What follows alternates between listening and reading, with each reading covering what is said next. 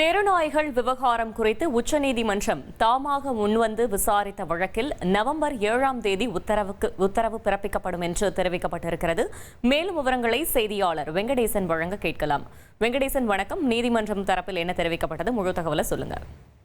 வணக்கம். டெல்லியில் மற்றும் ஆந்திரத்தில் சிறுவர்களை தெருநாய்கள் கடித்து ரேபிஸ் தொற்றுநோய் ஏற்பட்டது குறித்து ஊடகங்களில் வெளியான செய்தியின் அடிப்படையில் உச்சநீதிமன்றம் தானாக முன்வந்து வழக்கு பதிவு செய்தது.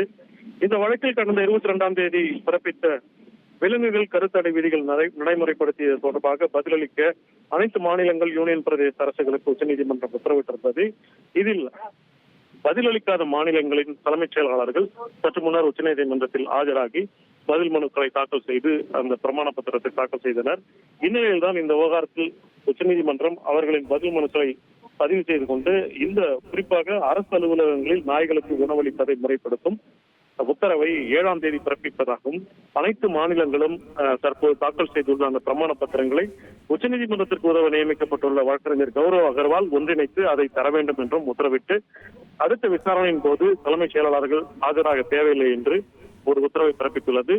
ஓரிரு நாட்களுக்குள் இந்த அரசு அலுவலகங்களில் அரசு ஊழியர்கள் நாய்களுக்கு உணவளிப்பதை குறித்து ஒரு முறைப்படுத்தும் விவகாரத்தில் ஒரு விரிவான உத்தரவு பிறப்பிக்கப்படும் என்றும் உச்சநீதிமன்றம் தெரிவித்துள்ளது. விசாரணை என்பது 7ஆம் தேதி மீண்டும் நடைபெறும்.